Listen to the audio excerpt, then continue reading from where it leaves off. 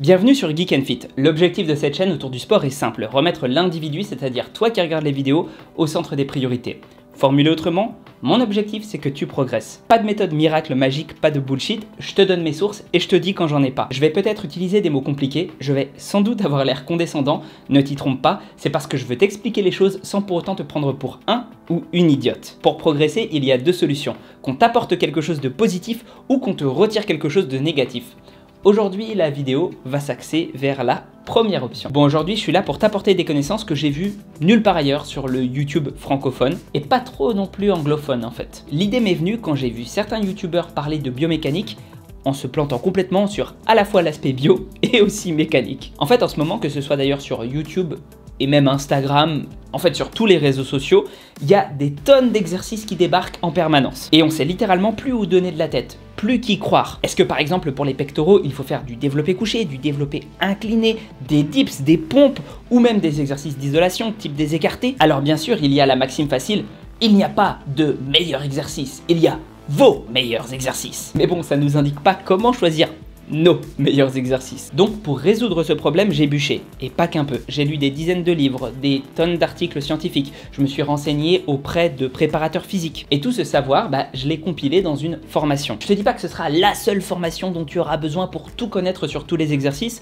mais c'est selon moi celle qui va te donner la base la plus complète pour aborder ça de façon sereine. Il y a 15 vidéos et je me suis appliqué à les rendre les plus digestes possibles. Ce ne sont pas des vidéos de 2 heures où je vais me répéter pour te faire croire qu'il y a plus de contenu que ce que j'ai véritablement bossé. Non, moi ce que j'aime au contraire, c'est quand la connaissance est condensée et rendue digeste. Il faut savoir qu'on va parler d'exercices de musculation au sens large, c'est-à-dire que oui, il va y en avoir pour l'hypertrophie, c'est-à-dire gagner du muscle, mais aussi pour la prise de force et pour la préparation physique, gagner de la vitesse, de la puissance, etc. Bref, j'ai essayé de faire en sorte que ce soit complet. Bien sûr, tu me connais, il y a des références scientifiques et même des dizaines d'entre elles. Je te donne aussi des ressources pour aller plus loin et je me laisse la possibilité d'updater les vidéos. C'est pour ça d'ailleurs que quelquefois tu vas voir des extraits qui se rajoutent et qui n'ont pas été tournés dans le cadre initial. C'est tout à fait normal. Parce que la science, la connaissance, ça n'est bon que si ça évolue en intégrant les dernières trouvailles. Je vais arrêter de blablater maintenant et je vais te montrer une des vidéos de la formation pour voir ce à quoi tu peux t'attendre. On se retrouve juste après, j'ai d'autres infos à te donner.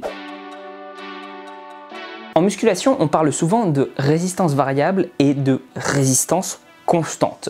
Les poids seraient une résistance constante et les élastiques une résistance variable. Mais est-ce vraiment le cas? Déjà, le raisonnement derrière ça est plutôt simple.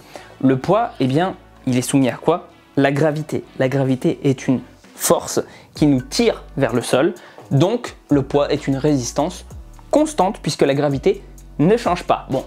Si tu vas au sommet de l'Himalaya ou sur l'équateur, ça change un petit peu, mais tellement peu que on s'en fout, c'est négligeable en musculation. A l'inverse, les élastiques, eux, vont avoir une résistance variable parce que plus on les étend, plus ils changent de résistance, c'est-à-dire plus ils tirent fort. Bon, ça c'est le raisonnement standard. On va voir si c'est vraiment le cas en prenant une balance. Donc ça, c'est une balance, d'accord? Une balance qui permet en fait de voir la tension qu'il y a. Que je sois en haut ou en bas du mouvement, que j'aille vite ou pas vite, d'accord? On remarque que ça varie à peu près de 2 kg à 5 kg. J'ai mis ici le poids dans un sac, d'accord? Donc on voit bien qu'en bas du mouvement, on est à peu près à 5 kg. Mais quand je monte le poids, ça varie entre 8, 9 kg et puis 1 ou 2 kg. Pourquoi ça varie autant? Alors que pourtant, la gravité, elle est constante. C'est bizarre, non? C'est pour une raison toute simple, c'est que la gravité, c'est effectivement une force, mais pourquoi? Parce que c'est une accélération qui va vers le bas. Or, ce que nous dit Newton, c'est que du coup, une force, c'est une accélération. Enfin, c'est le produit de la masse fois l'accélération. Et là, la masse, elle est de 5 kg.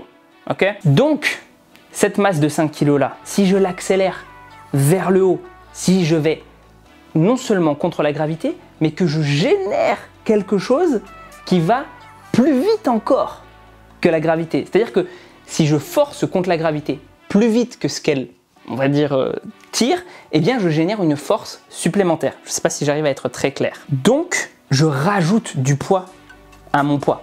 Si je l'accélère, mon poids devient plus lourd. En revanche, au moment où je vais dans le sens inverse, où je produis une accélération dans l'autre sens, eh bien mon poids devient plus léger. Je sais pas si tu as déjà vécu ça dans les ascenseurs. Si tu vas vers le haut, tu as l'impression que tu es plus lourd, et si tu vas vers le bas, tu as l'impression que tu es plus léger. Bah, c'est la même chose. C'est d'ailleurs l'accélération initiale qui crée ça. Et souvent, si tu as été dans des grands ascenseurs, tu te rendras compte qu'au début et à la fin, tu as ce genre de sensation-là, mais au milieu, tu te sens d'un poids tout à fait normal. C'est simple, il n'y a plus d'accélération, ça s'est stabilisé, et donc tu ne ressens plus que l'accélération de la gravité. Et ça a beaucoup d'implications dans le monde de la musculation. Ça veut dire que l'élastique a une résistance moins variable que le poids libre. Ce que ça implique aussi du coup, c'est qu'un poids, eh bien, si tu l'accélères dans n'importe quelle direction, il va, par les lois de Newton d'action et réaction, opposer une résistance exactement identique sur tes muscles. Enfin, pas vraiment tes muscles, mais en l'occurrence, c'est tes muscles qui vont compenser. Donc, on va dire de façon globale pour simplifier que c'est sur tes muscles. Là où ma balance, elle quantifie bien quand je vais du haut vers le bas, elle ne quantifie pas quand je vais de l'avant vers l'arrière. Pourtant, si jamais je projette quelque chose vers l'avant, eh bien, je vais lui imprimer une accélération aussi. Et donc forcément, devoir y mettre la même force dans l'autre sens. Et c'est ce qui fait que beaucoup de gens se plantent à l'heure actuelle quand ils analysent les exercices de façon biomécanique. La gravité, elle tire vers le bas, d'accord? Quand je pousse du coup vers l'avant, je vais toujours avoir la gravité. Mais le fait que je pousse vers l'avant va aussi avoir quelque chose que contre lequel je vais devoir lutter en fait. Parce que encore une fois, comme je l'explique, eh bien la masse, pour l'accélérer, il faut une force et donc du coup action-réaction, etc. etc. J'essaye de faire simple, hein. Les physiciens s'il vous plaît ne m'attaquez pas, c'est juste pour que les gens puissent avoir une notion intuitive de ça, pour que toi qui regardes la formation, tu puisses un petit peu mieux interpréter les choses d'un point de vue mécanique. Et si tu veux t'en convaincre que ces forces-là ne sont pas négligeables quand on fait des exercices de musculation, je suppose que tu peux avoir des medicine balls dans ta salle. Medicine ball plutôt, pardon, mon accent anglais normalement est meilleur que ça. Bref, du coup, prends une medicine ball d'1 kg, essaye de la lancer à quelqu'un. Ensuite, prends une medicine ball de 5 kg, essaye de la lancer de la même façon. Si jamais tu n'es pas convaincu, si tu te dis oui mais en fait c'est parce que du coup il y a la gravité qui fait que du coup j'ai du mal plus à la lancer, pas de souci. Mets-toi au sol, d'accord? Donc là tu as plus la gravité et fais rouler la medicine ball à quelqu'un d'autre. Tu fais rouler la medicine ball de 1 kg, tu fais rouler la medicine ball de 5 kg. Là tu n'as plus à avoir à lutter contre la gravité. Et pourtant, tu vas te rendre compte que faire rouler la medicine ball de 5 kg, c'est beaucoup plus difficile à faire parce qu'elle a plus d'inertie, elle a plus de masse. Et ça, eh bien, c'est parce que tu veux la faire se déplacer, lui donner une accélération dans une direction. Du coup, tous les beaux schémas de youtubeurs avec une belle ligne de résistance de la gravité, etc., ça ne vaut que quand le poids a une vitesse constante. Enfin, quand le poids de musculation, hein, pas le poids tout court, la mesure physique, non, que quand le poids, l'haltère, quoi que ce soit, le poids libre en fait, à une vitesse constante. Ce qui n'est pas le cas dans la réalité, puisque tu es au moins obligé de l'accélérer au début du mouvement, sinon il n'y a pas de mouvement, hein. Tu passes de 0 de mouvement à plus de mouvement, et aussi eh bien, tu es obligé de le faire passer de plein de mouvements à 0 de mouvement quand tu vas repartir sur la phase excentrique. Donc il y a plein de variations comme ça. Les chaînes qui sont utilisées par exemple en powerlifting, etc., sont un cas particulier de résistance variable. Si on les soulève uniquement verticalement, elles rendent en réalité la résistance plutôt constante, puisqu'on va leur imprimer une accélération, mais elles vont être un petit peu plus présentes au sol. Et comme elles seront un petit peu plus présentes au sol et que plus tu vas les soulever, plus il y en aura qui va être dans ta main, et du coup, tu vas avoir moins de résistance au fur et à mesure du mouvement, puisque ta vitesse va s'équilibrer, mais plus de résistance puisque tu auras plus de chaînes qui seront soulevées du sol. Donc, on a une résistance qui s'équilibre à peu près. Les poulies, elles, servent à rediriger la ligne de force et sont plutôt pratiques pour la visualiser. Bah ouais, en fait, là, c'est l'équivalent de si tu soulevais juste en vertical, puisque ton poids, en fait, fait juste un trajet vertical, sauf que tu rediriges la ligne sur laquelle c'est fait. Et ça peut avoir plein d'utilités. Mais elles ont un deuxième effet dépendant de la démultiplication. C'est quoi la démultiplication des poulies? C'est simplement, au lieu d'avoir une seule poulie, d'accord, qui en fait tu as ton poids, tu as une poulie là, et puis le câble passe au-dessus, eh bien c'est en avoir plusieurs. Donc par exemple, tu as une poulie là, ton poids, une autre poulie là, donc qui est fixée au sol, une autre poulie là qui est fixée en haut, et en fait, tu as plein de câbles qui serpentent entre toutes ces poulies là. Plus tu as de câbles qui serpentent, alors évidemment, il ne faut pas que ce soit fixé véritablement au sol parce que sinon c'est pas facile à faire.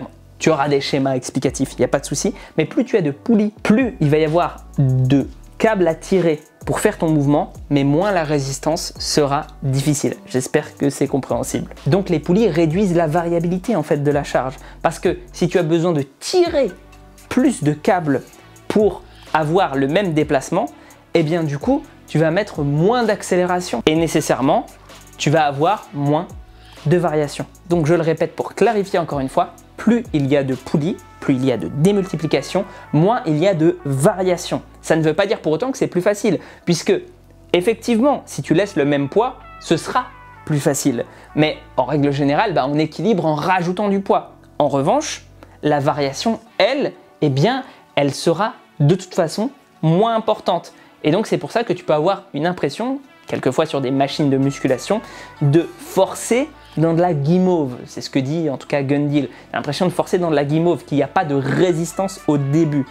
C'est normal, il y a beaucoup de démultiplication, moins de variation, tu forces à résistance constante. Ça évidemment c'est en négligeant la friction qui peut être très importante s'il y a beaucoup de poulies. La friction va avoir un effet tout simple, c'est rajouter de la résistance en concentrique, donc sur la phase en fait où tu vas tirer la poulie, d'accord, parce que ça va accrocher, résister. En revanche, ça va en enlever en phase excentrique, en règle générale, parce que tu vas avoir la même résistance dans l'autre sens, qui va t'aider à faire le mouvement. Il reste maintenant 3 résistances qui sont peu souvent abordées. La première de ces résistances, c'est l'eau. Et l'eau, elle va se comporter d'une façon un petit peu étrange par rapport aux autres, c'est que plus tu vas déplacer de masse d'eau, donc plus la surface de contact sera grande, plus tu auras de résistance. Et évidemment, comme pour un poids libre, plus l'accélération sera grande, plus la résistance le sera aussi. Donc si tu veux utiliser l'eau, je sais pas, par exemple tu veux faire des cours d'aquagym ou quoi que ce soit, pense à ça. Aussi en aquagym, ils utilisent la résistance de, comment on appelle ça, en anglais ça s'appelle la buoyancy, en français ça s'appellerait la flottaison. Voilà, la résistance de la flottaison, c'est-à-dire avoir en fait quelque chose qui est plus léger que l'eau et donc tu vas devoir forcer pour le garder sous l'eau. C'est la poussée d'Archimède. Mais ça, c'est un peu compliqué comme résistance parce que c'est un peu variable. Souvent, on n'arrive pas bien à stabiliser. Je te recommanderais plutôt, si jamais tu veux accentuer du travail sur certains muscles, certaines parties du corps, de le faire avec la plus grande surface et la plus grande masse d'eau à déplacer. Le deuxième type de résistance peu souvent abordé, c'est la résistance pneumatique. Qu'est-ce que c'est? C'est prendre de l'air et en fait utiliser de la compression, d'accord, pour générer de la résistance. C'est la seule vraie résistance qui peut être constante, notamment grâce aux machines Kaiser qui font en sorte d'équilibrer en fait la compression tout le long du mouvement, de ce que j'en ai compris. Enfin, j'aimerais parler pour ce troisième type de résistance de la flywheel. En français, ça s'appelle une roue d'inertie et ça porte plutôt bien son nom. C'est-à-dire que plus tu vas lui faire accumuler de l'inertie dans la phase où tu vas tirer sur la flywheel, plus elle va t'en restituer derrière. L'intérêt d'une flywheel, c'est que si tu tires pendant très longtemps, elle aura toujours la même énergie quand elle va revenir. Et donc, tu peux l'arrêter sur moins de temps. Si tu l'arrêtes sur moins de temps, alors tu vas prendre toute la force, toute l'inertie que tu as accumulée dans la première phase sur une phase beaucoup plus réduite dans la seconde et créer une surcharge. Souvent, on appelle ça une surcharge en excentrique puisque c'est très généralement dans cette phase-là du mouvement qu'on va l'encaisser. Et je le répète, si tu encaisses pendant exactement la même durée que ce que tu as accumulé, alors ça sert à rien. C'est exactement équivalent à utiliser une poulie. L'intérêt, c'est qu'en excentrique, généralement, on est plus fort et donc on peut choquer nos muscles d'une certaine façon pour être capable d'avoir un petit peu plus on va dire, d'accumulation de tension qu'à l'accoutumée. J'aimerais rajouter un dernier type de résistance commun auquel je n'avais pas pensé au tournage, la résistance de l'air. Elle est plutôt utilisée pour des appareils du type rameur ou assault bike, se reposant sur la friction. Celle-ci a pour particularité d'augmenter au carré de la vitesse, donc de façon non linéaire. Si tu as juste la vitesse en km/h affichée ou le RPM et que tu as l'impression de galérer vraiment beaucoup plus à 20 qu'à 10 km/h, c'est donc parfaitement normal. Ça n'est pas 2 fois plus dur, mais bien 4. Donc pour résumer, et ça ce sera très important, identifie bien le type de résistance que tu vas avoir dans l'exercice de musculation que tu vas faire, puisque c'est ça qui va déterminer, évidemment avec le type d'action que tu vas faire en termes d'action musculaire, aussi au niveau des mouvements que tu fais, mais la résistance a quand même un rôle primordial pour savoir si ça va renforcer tel ou tel aspect ou telle partie ou tel muscle. Bon alors j'espère que ça t'a plu, c'est vraiment ça le ton général de la formation et ce à quoi tu peux t'attendre. Maintenant, parlons prix. 100 €, voilà, j'ai regardé ce qui se propose un peu ailleurs et j'ai essayé de faire le prix le plus raisonnable possible. Le but c'est pas de t'arnaquer, mais c'est que moi aussi je puisse vivre de ce que je fais. Néanmoins, si tu regardes cette vidéo à sa sortie, ça veut dire que tu es un abonné fidèle. Et bah j'ai envie de te récompenser pour ça parce que c'est en partie grâce à toi que je réussis à faire ce que j'aime. Donc à partir de la date de sortie de la vidéo, tu auras une semaine où tu pourras utiliser le code promo qui s'affiche à l'écran pour avoir moins 50%. C'est-à-dire que tu peux l'avoir à 50 €. Ceci inclut évidemment les futures mises à jour de la formation et bien sûr, pour tous ceux qui ont pris la formation, vous avez le droit de poser des questions auxquelles je répondrai, demander des précisions, etc. Enfin, c'est le but quoi. Maintenant, tous les liens sont en description et je te le rappelle, si jamais t'aimes mon contenu et que tu as envie de m'encourager à continuer, tu as toutes les options de liker, partager, commenter, t'abonner évidemment, parce que plus vous serez nombreux à me suivre, plus je pourrai me lancer dans des projets comme ça et peut-être même moins cher si jamais je réussis à faire plus de volume. Bref, sur ce, prends soin de toi et à la prochaine. Bon, et si Nassim veut que je lui donne quelques cours de biomécanique, je suis dispo.